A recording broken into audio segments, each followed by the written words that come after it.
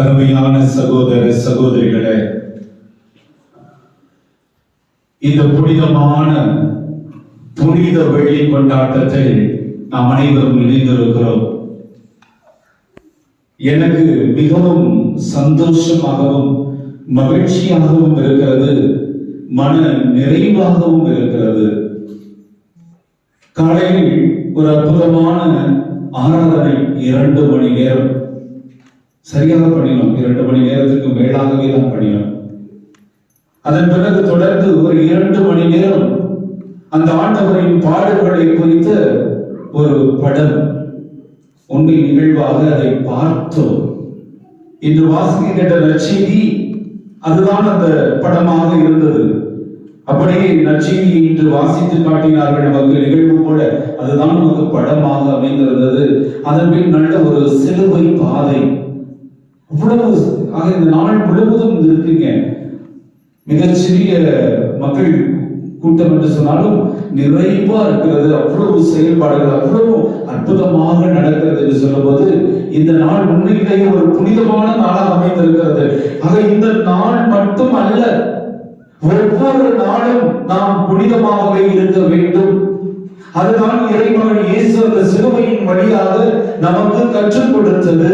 அந்த சிலுவையின் வழியாக நமக்கு கற்றுக் கொடுத்தது.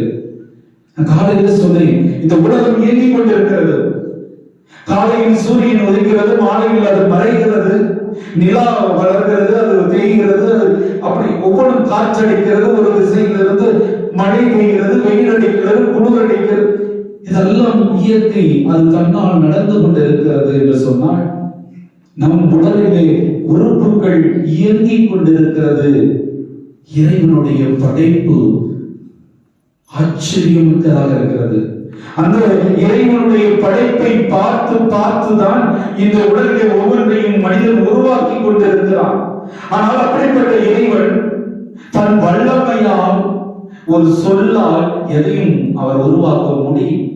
இந்த பாவ மன்னிப்பு கொடுக்க முடியும், இந்த மீட்பு கொடுக்க முடியும்.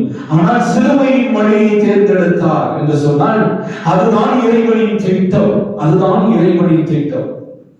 ஆக அந்த மீட்பு திட்டத்தில் ஒருவராகத்தான் நாம் இருக்கிறோம். ஆகவே நாம் எல்லோரும் பேறு பெற்றவர்கள், நாம் எல்லோரும் பேர் பெற்றவர்கள், உன்னதமானவர்கள், உன்னதமானவர்கள், உயர்ந்தவர்கள், மக்களுள் உயர்ந்தவர்கள். ஏனென்றால் அந்த உன்னத கடவுளை, உண்மை கடவுளை வணங்கும் மக்கள் நாம்.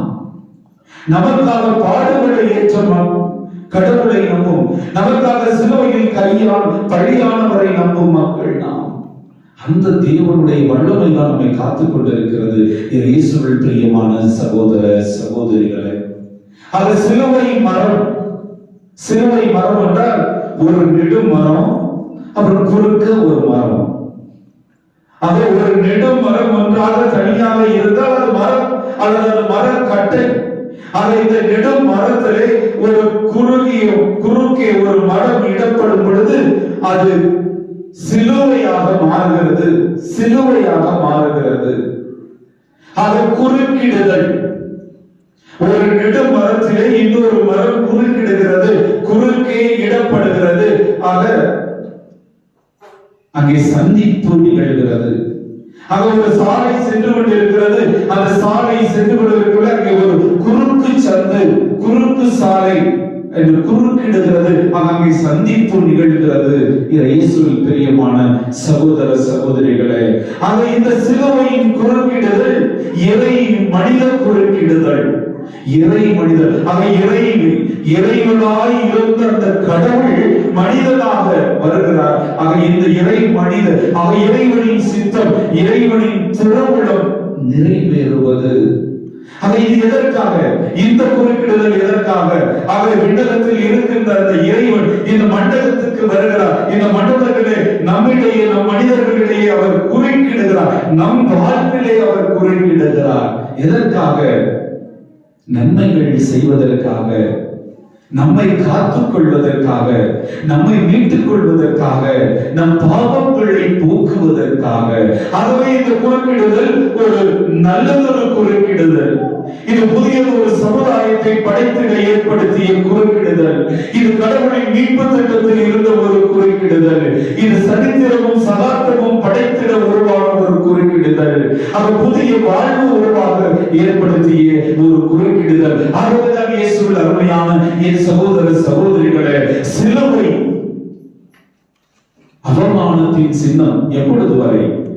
இயேசு அந்த சிலுவையில் தன் உயிரை கொடுக்கும் வரை அது அவமானத்தின் சின்னம். மிகப்பெரிய குற்றவாளிகள் எல்லாம் சிலுவையிலே அறையப்பட்டார்கள், கொல்லப்பட்டார்கள், சபிக்கப்பட்டார்கள். அது சாபத்தின் சின்னமாக சபிக்கப்பட்டதாக இருந்தது.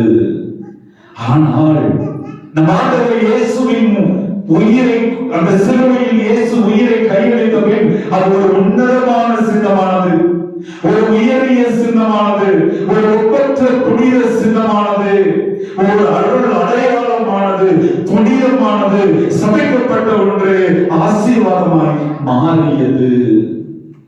அந்த மிகப்பெரிய மாற்றம் இயேசுவில் பிரியமான சகோதர சகோதரிகளே. ஆகவேதான் நமக்கு கிறிஸ்தவர்களுக்கு சிலுவையின் வழியாகவே மீட்பு, சிலுவையின் வழியாகவே மீட்பு. ஆக இந்த சிலுவை ஒரு உன்னத உயரிய புனிதமான சின்னம், ஒரு விடி வழியாக, அருள் அடையாளமாக, இன்று உலகெங்கும் ஒரு அடையாளமாக, கிறிஸ்துவின் அடையாளமாக மட்டுமல்ல, கிறிஸ்தவத்தின் அடையாளமாக விளங்குகின்றது இயேசுவில் பிரியமான சகோதர சகோதரிகளே.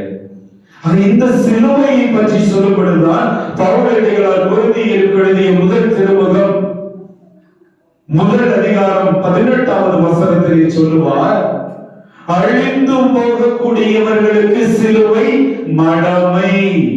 அழிந்து போகக்கூடியவர்களுக்கு, நாம் அழிந்து போகக்கூடியவர்கள் அல்ல, அழியாமையை பெற்றவர்கள். கிறிஸ்து இயேசு நமக்கு சிலுவையின் வழியா கொடுத்த மீட்பின் வழியாக அழியாமையை பெற்ற மக்கள். ஆகவே நாம் அழிந்து போகக்கூடியவர்கள் அல்ல, அழிந்து போகக்கூடிய மக்களுக்கு சிலுவை மடமை. ஆனால் கிறிஸ்து இயேசுவில் விசுவாசம் கொண்ட ஒவ்வொருவருக்கும் சிலுவை கடவுளின் வல்லமையும் ஞானமுமாயிருக்கிறது என்று பவுலடிகளார் மிக தெளிவாக கொரிந்தியருக்கு எழுதிய முதல் திருமுகத்திலே சொல்லுகிறார். ஆகவே இயேசுவில் பிரியமான சகோதர சகோதரிகளே, மீட்பு பெறும் நமக்கு, கிறிஸ்துவில் விசுவாசம் கொண்ட நமக்கு அது கடவுளின் வல்லமையும் ஞானமுமாய் இருக்கிறது. ஆகவேதான் இறைவன் சிலுவையை தேர்ந்தெடுத்தார், தன் மகனை சிலுவையில் நமக்காக பழியாக்கினார், கையளித்தார். இயேசுவில் பிரியமான சகோதர சகோதரிகளே, இதை கலாத்தியர்களுடைய திருமுகம் 6ஆம் அதிகாரம் 14வது வசனத்திலே சொல்லும்போது, சிலுவையை அன்றி, சிலுவையை தவிர வேறு எதை பற்றி நாம் பெருமை பாராட்ட முடியும் என்று பவுலடிகளார் கேட்கிறார் கேள்வி. ஏனென்றால் அந்த சிலுவையில் அறைந்த இயேசுவை, அந்த சிலுவையில் உயிர் கொடுத்த இயேசுவை தான் அவர் கண்டுகொண்டார். அந்த இயேசுவால் தான் மனமாற்றம் அடைந்தார். மனமாற்றம் அடைந்த இயேசுவை தான் பவுலடிகளார் சொல்லுகிறார், தன்னை தடுத்து ஆட்கொண்ட இறைவன் என்று அடையாளம் காட்டுகிறார். என்னை தடுத்து ஆட்கொண்ட இறைவன் என்று அவர் அடையாளம். அப்படிப்பட்ட அந்த இறைவனை, அந்த சிலுவை, அந்த இறைவன் உயிர்விட்ட அந்த சிலுவையை அன்றி, சிலுவையை தவிர வேறு எதை பற்றி நான் பெருமை பாராட்ட முடியும்? நான் பெருமை பாராட்டினால் இயேசு உடைந்த அந்த சிலுவையை பற்றி மட்டுமே நான் பெருமை பாராட்ட முடியும். அதில் தான் என் வாழ்வும் என் சிறப்பும் இருக்கிறது என்று பவுலடிகளார் சொல்லுகிறார். இயேசுவில் பிரியமான சகோதர சகோதரிகளே, மீண்டுமாக பவுலடிகளார் கொரிந்தியர்களுடைய முதல் திருமுகம் அதே 1ஆம் அதிகாரம் 23 தொடங்கி 25 வரை உள்ள அந்த வசனங்களில் 23, 24, 25 சொல்லுவார், யூதர்களுக்கு சிலுவை தடைகள், அது மடமை. ஆனால் அழைக்கப்பட்டவர்களுக்கு அது கடவுளின் வல்லமை, ஞானம் என்று மீண்டும் சொல்லுகிறார். இயேசுவில் பிரியமான சகோதர யூதர்களுக்கு தடையாக இருந்தது. ஏனென்றால் யூத மதத்தில் இருக்கிற அத்தனை குறைகளையும் கண்டார், அத்தனை குறைகளையும் கேள்விகள் கேட்டார். ஒரு புரட்சி நாயகனாகவே வாழ்ந்தார். 30 ஆண்டுகள் அவர் யார் என்று தெரியாது. அவர் ஒரு யூதனாகவே பிறந்தார், யூத சமூகத்திலே பிறந்தார். ஒரு யூத மத சட்ட திட்டங்களுக்கு உட்பட்டு முழுமையாய் அதை கடைபிடித்தவர் தான் 30 ஆண்டுகள். ஆனால் 3 ஆண்டுகள் பணி வாழ்க்கை என்பது அந்த யூத சமுதாயத்தையே கேள்விக்குறியாக்கியது. அவர்கள் எல்லாம் விழித்துக் கொண்டார்கள். அவர்கள் எல்லாம் அங்கே அமர்ந்து அதிகாரத்தில் அமர்ந்து அடிமைப்படுத்தி வாழ்ந்து கொண்டு அந்த வாழ்வையே ரசித்துக் கொண்டு ருசித்துக் கொண்டு இருந்தவர்கள் அடிமை மக்களை அவர்களின் இரத்தத்தையும் உழைப்பையும் உறிஞ்சி வாழ்ந்து கொண்டிருந்தார்கள். அப்பொழுதுதான் இந்த 3 ஆண்டுகளின் பணி வாழ்க்கையிலே குரல் எழுப்பியது. அவர்களுடைய சட்டங்கள் திட்டங்கள் எல்லாவற்றையும் கேள்வி கேட்டார். அவர்கள் செய்வது எல்லாவற்றையும் சட்டங்கள் மனிதனுக்காக என்று சொன்னார், மனிதன் சட்டத்திற்காக அல்ல என்று சொல்லி ஒரு புரட்சியை ஏற்படுத்தியவர் தான் நம் ஆண்டவர் இயேசு. அந்த புரட்சியில ஒரு புரட்சிகர வீரனாகத்தான் சிலுவையில் அறையப்பட்டார். ஏனென்றால் யூத மக்களினங்களின் சினம் அவரை தாக்கியது. உண்மை நிகழ்வு, வரலாற்று நிகழ்வு. இயேசுவில் பிரியமான சகோதர சகோதரிகளே, அவர் பல்வேறு நிலைகளில் தனிநபர் வாழ்க்கையிலும் இயேசு குறிப்பிடுகிறார். ஆக இந்த சிலுவை முதலிலே அவருடைய குறுக்கிடுதல், சிலுவையிலே பழியான சிலுவையின் நாயகனாம் நம் ஆண்டவர் மீட்பர் இயேசுவின் குறுக்கிடுதல் முதலிலே மனித வரலாற்றில் இருந்தது. எப்படி? அதனால்தான் வரலாறு எப்படி மாறியது? கிறிஸ்துவுக்கு முன், கிறிஸ்துவுக்கு பின். BC before Christ, AD after Christ என்று மாறியது. இயேசுவின் பிரியமான சகோதர சகோதரிகள், ஆக மீட்பராம் இயேசு சிலுவையில் பழியானார். அந்த சிலுவையின் நாயகனின் குறுக்கீடு மனித வரலாற்றிலே ஏற்பட்டது. இன்று ஆண்டுகள் கணக்கிடப்படுகிறது, உலகம் முழுவதும் கணக்கிடப்படுகிறது. உலகில் இருக்கிற அத்தனை பேரும் எந்த மதத்தை சார்ந்தவனும், எந்த இனத்தை சார்ந்தவனும், எந்த தேசத்தை நாட்டை சார்ந்தவனாக இருந்தாலும் கிறிஸ்துவுக்கு முன், கிறிஸ்துவுக்கு பின் என்றுதான் கணக்கிடுகிறார். மனித வரலாற்றில் அவருடைய குறுக்கீடு சகாப்தத்தை, சரித்திரத்தை, சாதனையை உருவாக்கியது. இயேசுவில் பிரியமான சகோதர சகோதரிகளே, இரண்டாவதாக இந்த சிலுவையின் நாயகன் எங்கே குறுக்கிட்டார் என்று சொன்னால் விவிலியத்திலே குறுக்கிடுகிறார். விவிலியம், இந்த புத்தகம், பைபிள் என்று சொல்லுவோம். இந்த புத்தகத்தில் இருக்கிறார்.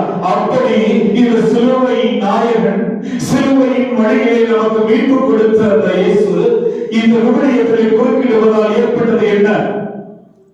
பழைய ஏற்பாடு, புதிய ஏற்பாடு என்று 2 சகாப்தங்கள் உருவாகிறது. இல்லை என்றால் அவர் வாழ்ந்த காலத்திலும், அவர் சிலுவையில் அறையப்பட்ட காலத்திலும், அவர் பணிகள் செய்த அந்த 3 ஆண்டுகள் அந்த காலத்திலும் ஒரே புத்தகம் தான், பழைய ஏற்பாடு மட்டும்தான் யூதர்களின் புனித புத்தகமாக இருந்தது. இவருக்கும் நம் ஆண்டவர் இயேசுவுக்கும் அதுவே புனித நூலாக இருந்தது. அது ஒரே ஒரு புத்தகம், பழைய ஏற்பாடு மட்டும்தான் இருந்தது. ஆனால் சிலுவையில் தன்னை பணியாக்கியதால், சிலுவையின் குறுக்கிடுதலால் விவிலியத்திலும் ஒரு மாற்றம், பழைய ஏற்பாடு புதிய ஏற்பாடு என்று 2 உருவாகிறது. ஆக இறைமகனின் பிரியமான சகோதர சகோதரிகளே, மூன்றாவதாக மனித வாழ்விலே அவர் குறுக்கிட்டார். மனித வாழ்விலே அவர் குறுக்கிட்டார். எப்படி என்று சொன்னால் இயேசுவில் பிரியமான சகோதர சகோதரிகளே, பழைய பாவ அடிமை நிலையிலிருந்து மக்களை மீட்டு புதிய வாழ்வுக்கு நம்மை அழைத்தார். அதைத்தான் பழைய ஏற்பாட்டின் பாஸ்கா, பழைய ஏற்பாட்டின் பாஸ்கா என்று சொல்வது அந்த இஸ்ரேல் மக்களின் விடுதலை பயணம். இஸ்ரேல் மக்களை ஆண்டவர் யாவே இறைவன் மோசே ஆரோன் வழியாக எகிப்து மன்னனின் பார்வோனின் அடிமை தலையிலிருந்து மீட்டு வருவது. பாலை மனத்திலே 40 ஆண்டுகள் எல்லாம் கடந்து இந்த கானான் தேசத்தை அடைவது என்பது அந்த பழைய ஏற்பாட்டு மனித பழைய அடிமை வாழ்வில் இருந்து மீட்டு புதிய வாழ்வு. ஆக இந்த புதிய ஏற்பாட்டின் மீட்பு, சால்வேஷன் என்பது இயேசுவின் சிலுவையில் தன்னை பலியாக்கியதால் கிடைக்க பெற்றது. ஆக இயேசுவையும் பலியாகிறார், செம்மறியாக பலியாகிறார், புதிய வாழ்வு. ஆக கல்லாடான இதயத்தை எடுத்துவிட்டு நம் உள்ளத்தால் நம்மை புதிய உள்ளமாக உருக்கொடுக்கிற அந்த அந்த இறைவனுடைய புதிய சதையாளான இதயத்தை நமக்கு இறைவன். ஆக பழைய பாவ அடிமை வாழ்விலிருந்து நாம் புதிய உன்னதமான மாட்சி நிறைந்த அந்த உயிருள்ள வாழ்வுக்கு இறைமகன் இயேசுவால் அழைக்கப்பட்டோம். ஆக தனி மனித வாழ்விலும் அவர் குறிப்பிடுகிறார். இறை இயேசுவில் பிரியமான சகோதர சகோதரிகளை, நான்காவதாக மனித சமூகத்திலே அவர் குறைக்கிடுகிறார். இந்த சிலுவை நாயகனின் குறைக்கீடு இந்த மனித சமூகத்திலே ஏற்படுவதால் அங்கே விண்ணகம் என்றும் மன்னகம் என்றும் உருவாகிறது. அதற்கு முன்னால் இந்த மன்னகம் என்றால் என்ன, விண்ணகம் என்றால் என்ன என்றும் ஒன்றும் ஒரு அறிவும் கிடையாது. ஏதோ வாழ்ந்து கொண்டு இருக்கிறோம். இந்த மன்னகத்திலே நாம் இருக்கிறோம். எங்கு எப்படி இறப்போம், எங்கு செல்வோம், என்ன நடக்கும் என்பது ஏதும் அறியாது இல்லை. ஆனால் இயேசு வந்த பிறகுதான் இறந்த அவர் உயிர் தெழுந்தார். அந்த உயிர்ப்பின் மாட்சி தான் நமக்கு விண்ணகம். அவர் விண்ணகத்திலிருந்து இறங்கி வந்தவர் விண்ணகம் சென்றார் என்றார். அந்த விண்ணகத்தினுடைய பயணிகளாகத்தான் இந்த மண்ணுலகிலே நாம் வாழ்ந்து கொண்டிருக்கிறோம். ஆகவேதான் மனித சமூகத்திலே அவருடைய குறுக்கிடுதல் இருந்தது. அந்த சிலுவை நாயகனின் குறுக்கிடுதலால் இந்த சிலுவையின் பாடுகளால் மன்னகமும் விண்ணகமும் உருவானது. ஆக இந்த மண்டபத்திலே நாம் விசுவாச பயணிகளாக பயணிக்கிறோம். விண்ணகம் நோக்கி சென்று கொண்டிருக்கிறோம். அங்கே உயிர்த்த சாவை வென்று வெற்றி வீரராய் உயிர்த்த நம் ஆண்டவர் இயேசுவை அடைவதுதான் நம் கிறிஸ்தவத்தின் வாழ்வில் லட்சியம். அதை அடைய வேண்டும். அதை நோக்கி நாம் இந்த மண்டபத்திலே பயணித்துக் கொண்டிருக்கிறோம். ஆக இதெல்லாம் இறைமகன் இயேசுவின் மாற்றங்கள். இயேசுவில் பிரியமான சகோதர சகோதரிகளே, இதே தனிநபர் வாழ்க்கையில் குறைக்கிடுகிறார். மனித வரலாற்றில் என்று சொன்னோம், விவிலியத்தில் என்று சொன்னோம், தனி மனித வாழ்வில் என்று சொன்னோம், மனித சமுதாயத்தில் என்று சொன்னோம். ஆனால் தனி மனித வாழ்க்கையில் அதற்கு இன்றைய சிலுவை பாதை ஒரு எடுத்துக்காட்டு. சிலுவை பாதையில புனிதர்களை சிந்திச்சோம். கிரகம் ஸ்டெயின்ஸ், அல்போன்சா, ராணி மரியா என்று எத்தனை பேர் எல்லாம் மேக்ஸ்வெல்லின் மரியைகள். அது தனி மனிதர்களுடைய வாழ்க்கையில் குறுக்கிடுதல். அதெல்லாம் ஒரு எடுத்துக்காட்டு தான். ஆனால் விவிலியத்தின் அடிப்படையில் ஒரு சிலர் நிறைய இருக்கு. நிறைய சொல்ல நாம் 1.5 மணி நேரம் 2 மணி நேரம் கூட சொல்லிட்டு இருக்கோம். அவ்வளவு இருக்கு. ஆனால் ஒரு சிலரை அன்னை மரியாள் வாழ்க்கையில் குறுக்கிட்டார்.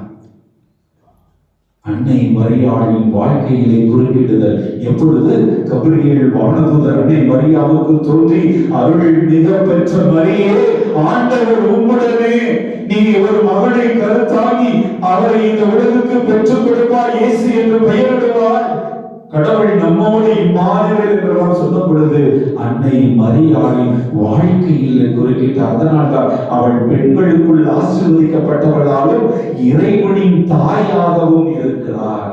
இன்று உலகமெங்கும் வீற்றிருக்கிறார். எல்லா மக்களுக்கும் தாயாக வீற்றிருக்கிறார். சீமோன் பேதுரு வாழ்க்கையிலே குறுக்கிட்டார்.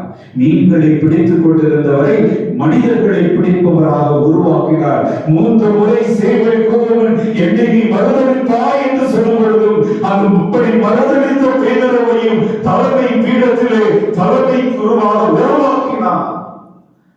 தனி மனிதர் வாழ்க்கையிலே இது சிலுவை பாதையில் கூட சிந்தித்தோமே, அது உண்மை.